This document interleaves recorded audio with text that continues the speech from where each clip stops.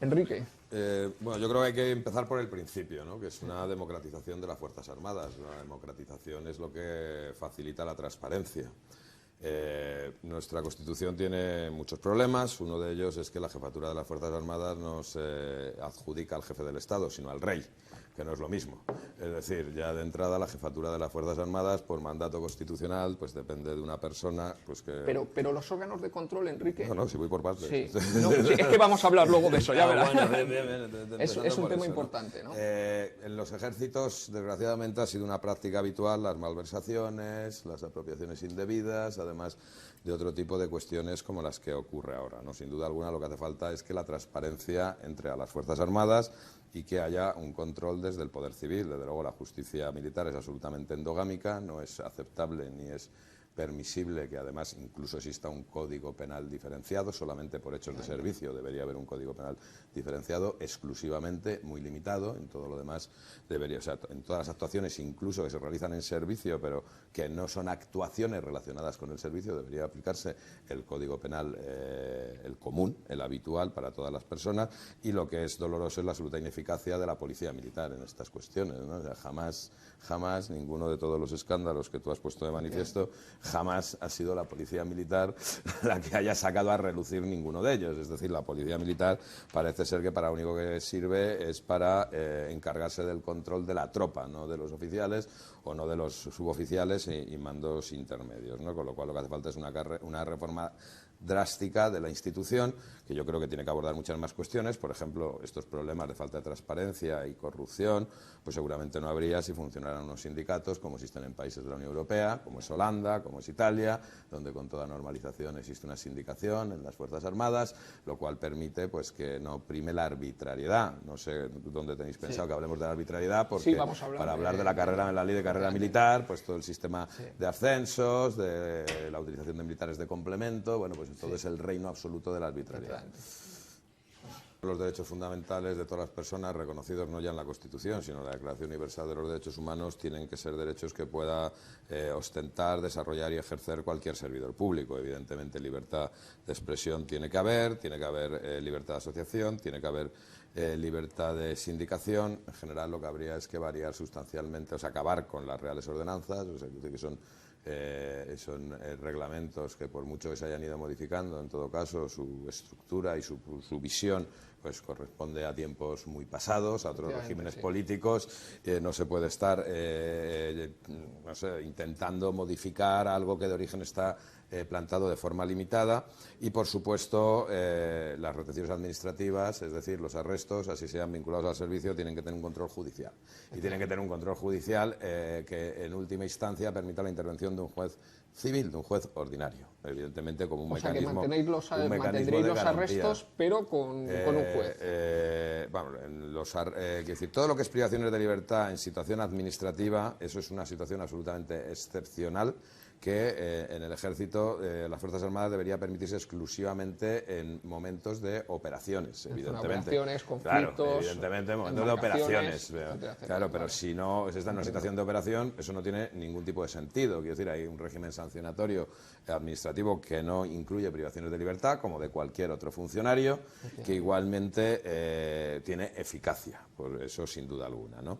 Y en todo caso, o sea, lo que hace falta es que en todo caso esa capacidad de recurrir en todo momento directa, ¿no? En caso de que se pueda llegar al Tribunal Supremo, esté visada por un juez civil, al final, evidentemente, ¿no? Y creemos que es fundamental que haya un observatorio que realmente sea útil para garantizar todos estos derechos fundamentales, cosa que hasta ahora pues no existe. Estos parten de la premisa de que la Guardia Civil no es una fuerza militar y no debe tener un régimen militar. Quiero decir que es absolutamente diferente el trato que debe darse. O sea, la Guardia Civil tiene que ser homologada en todos los aspectos a los cuerpos policiales y empezando por supuesto por el derecho de asociación y sindicación, ¿no? Evidentemente, ¿no? Digo también como cuestión general, ¿no? Por eso yo no hago esas diferenciaciones, o sea, yo me refiero a lo que son las fuerzas militares, ¿no? La tropa, claro, aquí entran problemas respecto a tropa y respecto a militares de complemento, que también tiene una situación muy similar, ¿no? Sí, yo era militar de complemento, claro, efectivamente. Entonces, respecto a tropa, bueno, en primer lugar, A nosotros nos parece que tienen que tener unos reconocimientos laborales de mínima dignidad, empezando por los salarios, que son absolutamente indignos, los salarios de la tropa en este país, ¿no? En segundo lugar, no debería haber una limitación de permanencia. Quiero decir, si se inicia la carrera militar, lo que debería haber es una posibilidad de un escalafón adecuado, en todo caso que esas personas pudieran seguir en las Fuerzas Armadas hasta que acabaran su carrera profesional, si eso no es obviamente con un escalafón adecuado a su situación, ¿no? Si eso no es así, pues en todo caso sí que se debe producir unos mecanismos que permitan la reinserción en la vida civil de esos trabajadores, ¿no?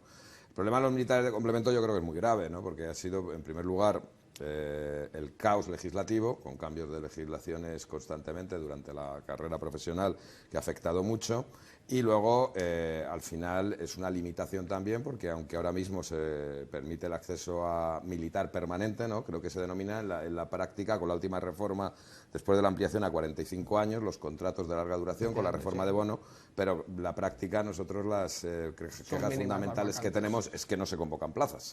Es decir, que no se convocan plazas, no se sacan plazas, con lo cual al final acaban siendo expulsados de las Fuerzas Armadas, oficiales, con una formación y una dedicación, ¿no? Quiero decir, esto es un problema de absoluta arbitrariedad en la regulación de los militares de complemento, que son los especialistas y son gente con formación y capacidad, ¿no? ¿Y suicidios? ¿Asistencia? Bueno, no, evidentemente lo que es absolutamente increíble, lo que es absolutamente inaceptable, mejor dicho, es que no se acepte que en situaciones de conflicto los militares van a situaciones de conflicto, con todas las consecuencias que eso tiene. Evidentemente, todas las operaciones internacionales en las que ha participado España, a fin de cuentas, todas son de guerra, porque cuando se trata de operaciones de pacificación también acaba de terminar un conflicto, con lo cual, evidentemente, todo lo que hace referencia a las situaciones de estrés postraumático o cualquier circunstancia similar, obviamente eso debería ser tratado. No se puede permitir que por un planteamiento político, que es lo que ha ocurrido con el planteamiento del Partido Popular y en otras ocasiones también del Partido Socialista, pues no se reconozcan los riesgos y los problemas que atraviesan las fuerzas militares cuando salen de nuestro país, ¿no? Izquierda Unida sistemáticamente en el Parlamento, en toda la legislatura, se ha opuesto contundentemente al envío de tropas a Afganistán y al envío de tropas a Irak, diciendo que eran en ambos casos guerras, que eran en primer lugar guerras y en segundo lugar guerras conforme al derecho internacional ilegales, porque en ningún caso había una aprobación del Consejo de Seguridad para realizar esa intervención militar, que es el único supuesto que la Carta de las Naciones Unidas reconoce como intervención militar legítima conforme al derecho internacional. Es decir, estos señores, no sé qué habrá hecho UPyD y Ciudadanos nada, evidentemente, porque no han entrado en el Parlamento hasta ahora, evidentemente son el Partido Popular y el Partido Socialista los que han aprobado enviar a los militares a guerras y enviarlos en los Yak 42, además. Encima enviarlos en unas condiciones lamentables, pero yo quiero quedar eso claro, o sea, que no me parece justo lo que has dicho, porque Izquierda Unida ha sido la voz contundente contra la guerra de Irak y contra la guerra de Afganistán y la participación de tropas españolas en ellas, en las instituciones y fuera de las instituciones. No puede decir bajo ningún concepto que la función de los ejércitos son repartir magdalenas ni ayuda humanitaria en los conflictos. Las funciones del ejército son participar en operaciones militares de defensa o, en su caso, si lo decide su gobierno, pues si decide que es de agresión, de agresión. Para repartir magdalenas están las agencias de cooperación y los organismos humanitarios. Y es más, esa práctica, ahora últimamente tan habitual, de disimular las operaciones militares, sobre todo de agresión, bajo la cobertura de operaciones humanitarias y repartiendo magdalenas, como habéis dicho, puede incluso provocar situaciones que en el derecho internacional pueden ser calificadas de perfidia. O sea, de delito de guerra, porque lo que están haciendo es poner en riesgo al personal auténtico de las organizaciones humanitarias, que puede acabar siendo confundido con personal militar. O sea, es una cosa muy seria y los ejércitos no deberían dedicarse más que a sus funciones. Igual que las tareas humanitarias las tienen que realizar en los conflictos internacionales las organizaciones humanitarias que tienen el estatus para ello, que es fundamentalmente el Comité Internacional de la Cruz Roja. Me quedo sorprendido porque creo que a veces no sabemos muy bien en fin, qué tipo de integrantes hay en las Fuerzas Armadas de este país, ¿no? Y lo que es cierto es que hay una cultura procedente de la dictadura, en primer lugar. Empecemos por los currículum académicos de las academias, especialmente de infantería, por ejemplo. Pero, en todo caso, lo que hay que tener en cuenta es que los militares en reserva en todos los lugares del mundo suelen ejercer de portavoces de los militares en activo, porque los militares en activo hay cosas que no pueden decir por la situación reglamentaria, con lo cual no hay que tomarse a broma lo que diga un general en la reserva, ni muchísimo menos, ¿no? Eso es la primera cuestión. Creo que este tema hay que tratarlo con más seriedad, porque el problema que tenemos es es que frente a lo que establece el derecho internacional, que las fuerzas militares deben encargarse de defender la soberanía nacional y la defensa frente a agresiones exteriores, el problema es que nuestra Constitución no dice eso. Artículo 8º. Eso es, ese es el serio problema. Nuestra Constitución es seriamente disfuncional respecto a lo que es el mandato del derecho internacional respecto a las funciones de las Fuerzas Armadas. Nuestra Constitución lo que dice es que las Fuerzas Armadas tienen como función defender la unidad de España. Cuando la unidad de España, que es un problema político, debe ser defendida o debe ser preservada por mecanismos políticos, y son las instituciones políticas y no el ejército. Lo que tenía que poner en la Constitución es que las Fuerzas Armadas tienen la misión de defender la soberanía nacional y defendernos de las agresiones extranjeras. Y no esa redacción, que es una redacción claramente injerencista en asuntos políticos, porque el ejército, ni la Guardia Civil, ni Correos y Telégrafos, ni el Ministerio de Asuntos Exteriores, ninguna institución es quien para tomar decisiones interpretando el sentir de los españoles. Para eso están los españoles, que pueden ser consultados, y para eso está, además, sobre todo, el Poder Legislativo, fundamentalmente. Vamos, es inaceptable, es un artículo que claramente está heredado del franquismo, o sea, sin ninguna duda, ¿no? O sea, no se ajusta ni a lo que establece el derecho internacional ni a lo que establece ninguna constitución democrática en Europa. El ejército tiene que estar para defender nuestras libertades y desde luego en Cataluña no se está dando el caso para nada. Nuestras libertades las defiende la Policía Civil y la Judicatura y las leyes. Los militares los no están militares para defender nuestras libertades, están para sí, defender la soberanía nacional y defendernos de agresiones exteriores. Esa es la función del ejército. Bueno, o sea, para mí la función del ejército también es defender la libertad. En orden público durante el franquismo, durante las dictaduras. O sea, el ejército no está para defender las libertades. Para defender la libertad están los jueces, no nos confundamos. No estoy de acuerdo. Bueno, para mí todas las fuerzas de seguridad del Estado, para mí las fuerzas de seguridad del Estado, policías, guardias civiles, militares, están para defender nuestras libertades, nuestros derechos. O sea que por eso nosotros todavía yo creo que hay... ¿Y quién decide cuándo tienen entonces que defender nuestros derechos? ¿Lo deciden ellos, los militares? Pregunto, según vuestro criterio. O sea, ¿Cómo, perdón? Sí, o sea, los militares tienen capacidad para decidir cuándo tienen que defender las libertades públicas. Ese es el matiz del artículo. Según ese argumento. No, desde luego que no. Entonces, desde luego que no. Entonces eso tiene que ir bajo el mandato del gobierno, efectivamente. por mandato del gobierno. O sea, ¿tú crees que por mandato del gobierno, o sea, los militares podrían ocuparse de funciones de orden público, por ejemplo, crees tú? Como ocurre en las dictaduras. Si es necesario que el gobierno... es necesario, o sea, que un gobierno lo establezca, ¿no? Entonces se puede aplicar un régimen dictatorial interno... No es un régimen dictatorial para nada, porque es un gobierno elegido democráticamente. Es un gobierno elegido democráticamente. Como es elegido democráticamente, puede incumplir las declaraciones universales de derechos humanos, la Constitución... ¿Qué decís vosotros, como Hitler, que también fue elegido democráticamente, Me parece que te estás yendo un poquito hombre, es que me parece, del debate me parece que muy estamos serio. planteando. A mí también me parece muy serio lo que estás diciendo. O sea, que al ejército se le atribuya la función de preservar la libertad de los españoles, me parece no entender lo que es ni la separación de poderes ni lo que es la democracia. Esto también engloba, Gonzalo, también iría con otra pregunta, Gonzalo, que es, perdonad, cambios constitucionales que lo está. Nosotros, en primer lugar, lo que pensamos es que no se puede tener a un vendedor de armas al frente del Ministerio de Defensa. Eso es lo primero.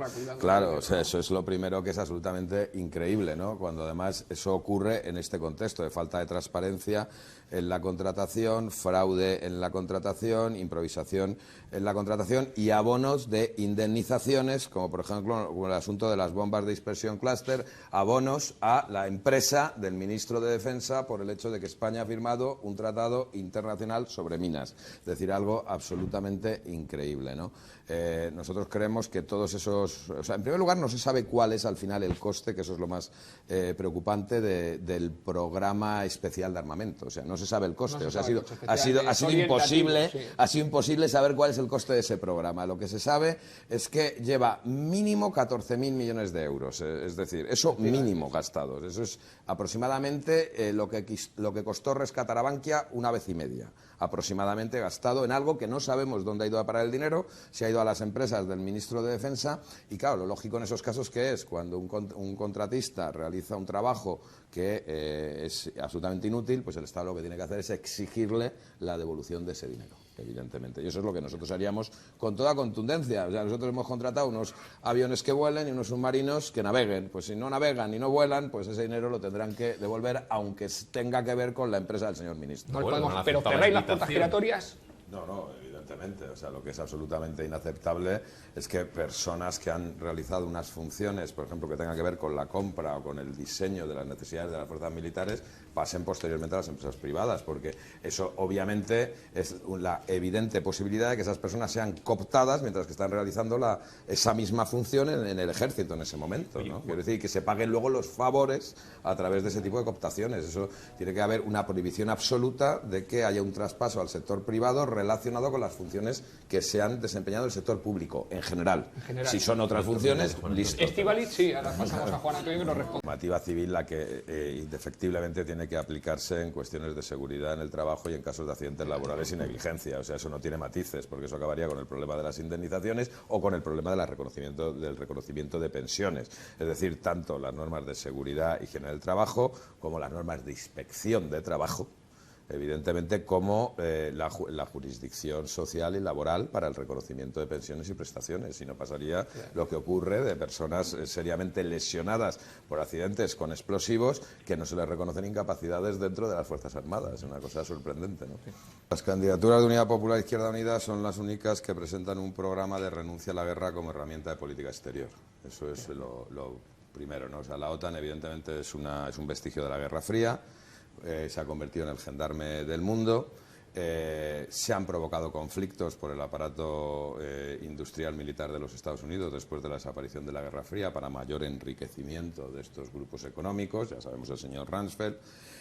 La OTAN es la herramienta fundamental de ese gran negocio armamentístico que necesita la guerra y necesita provocarlas, y para ello además también necesita acceder a los recursos naturales de otros países para ponerlos a disposición de los grandes grupos industriales armamentísticos del mundo. Es una organización eternamente comandada por Estados Unidos, eso es constatable. Jamás ha habido un jefe militar de la OTAN que no haya sido de los Estados Unidos. Es decir, la pertenencia a la OTAN limita seriamente la soberanía nacional, y eso a mí me llama la atención soberanamente, que los defensores de la patria española y de la soberanía nacional no sean conscientes de esa seria limitación a la soberanía nacional que supone la pertenencia a la OTAN. La OTAN está organizando una nueva guerra fría en Europa, está realizando un cerco a Rusia absolutamente innecesario, con maniobras un despliegue de tropas que no se veían desde los años 60 y los años 70 en Europa actualmente. Y la OTAN no ha intervenido jamás en ningún país respetando el derecho internacional. Jamás lo ha hecho con una resolución de Naciones Unidas. Nunca. Eso es un elemento importante. Es decir, la OTAN es una organización que acostumbra a actuar en situaciones de ilicitud internacional. El terrorismo internacional, la solución no es la OTAN. La OTAN y las operaciones militares en el exterior son la creación del terrorismo internacional. Es decir, fue la intervención internacional, empezando por la Unión Soviética en Afganistán, la que provocó Al-Qaeda, y fue la intervención internacional en Siria la que provocó el Estado Islámico. Es decir, pretender decir que la OTAN tiene que existir para salvaguardarnos del terrorismo es no darse cuenta que es el no respeto a los derechos humanos de cualquier país del mundo y el no respeto a la soberanía nacional de cualquier país del mundo y la injerencia en esos países lo que provoca el terrorismo internacional, que luego golpea a los pueblos, evidentemente. Bien.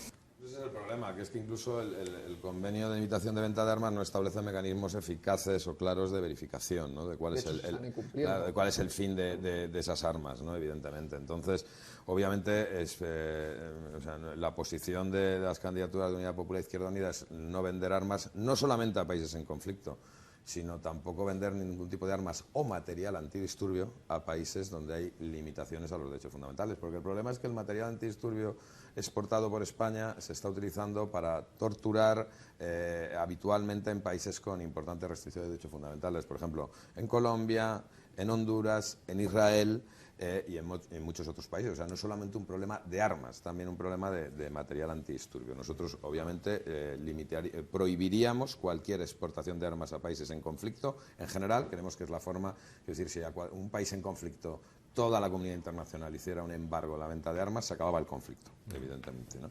Y, por supuesto, la venta también y exportación de cualquier material antidisturbio a cualquier país que el sistema de Naciones Unidas establezca que no se están respetando las libertades fundamentales. Tenemos unas propuestas muy claras respecto al terrorismo internacional, ¿no? Que es una aplicación estricta de políticas de desarrollo económico y de respeto a los derechos humanos, es decir, acabar con las causas que hacen que surja ese terrorismo internacional, ¿no? Respecto a lo de Afganistán, claro, lo que es lamentable es que en estos años la comunidad internacional ha dedicado apenas el 10% del presupuesto que se ha dedicado a la intervención militar en Afganistán, se ha dedicado a desarrollo en Afganistán, ¿no? Probablemente si se hubieran invertido los términos y se hubiera destinado del total del presupuesto que la comunidad internacional ha dedicado a Afganistán el 90% en desarrollo, no nos encontraríamos en la situación en la que estamos ahora. Y insisto en lo mismo, o sea, esto es el negocio de la guerra. Evidentemente, la única solución a Afganistán o a Libia o a otros, o a Somalia, estados que debido a intervenciones extranjeras se han convertido en estados fallidos, es aplicar medidas estrictas de desarrollo económico y social por parte de la comunidad internacional, es decir, de las Naciones Unidas, no de una organización militar, sino de una organización, de la única estructura que hay en el mundo que tiene como finalidad velar por la paz internacional. Y las Naciones Unidas tienen organismos especializados de desarrollo económico y social, educativo, suficientes para hacer eso. Afganistán, ¿nos vamos o no nos vamos? No, ¿Es correcto irnos? Evidentemente es absolutamente correcto irnos y eso corresponde, es un problema que debe aunque nos genere después otro Estado Islámico en el futuro. No, el Estado Islámico ya vamos a ver, eso ya sea, eso ya, vamos, no, si no es que se genere, o sea, eso ya existe. Eso ya no se va a generar nada porque nos retiremos. El problema es que intentar solucionarlo por la vía militar, pues después de 14 años ha demostrado que es absolutamente inútil. Entonces es absolutamente absurdo incidir en solucionar un problema con los mismos mecanismos que has utilizado 14 años y no has conseguido la solución. Eso me parece como evidente. Es decir, la intervención militar obviamente no es la solución, está acreditado en la práctica habitual. Porque hemos hablado de muchas cosas, pero no nos queríamos ir sin haceros la pregunta más importante de todas las que se van a realizar seguramente en todos los debates que se produzcan en este tiempo. Lleváis ángeles como el ministro del Interior, que tiene un ángel que se llama Marcelo, parece ser que le aparca el coche. Bueno, pues quisiéramos saber, porque yo creo que es muy importante que los ciudadanos sepamos si bueno, dentro de vuestros partidos bueno, pues habéis contactado con algún tipo de ángeles o tenéis ángeles a vuestro servicio en vuestros partidos. Nosotros afortunadamente contamos con el trabajo de nuestros militantes, nuestros simpatizantes y todas las personas que nos están apoyando, que en esta campaña cada vez están siendo más, ¿no? Entonces, pues no contáis con seres celestiales. No necesitamos intervenciones de seres celestiales en absoluto, sino que preferimos el apoyo de personas tangibles de carne y hueso con problemas que contribuyan a arreglar sus problemas votando a la candidatura de Unidad Popular de Izquierda Unida. Pues una pena porque Marcelo aparca muy bien, me han dicho, ¿eh? O sea que...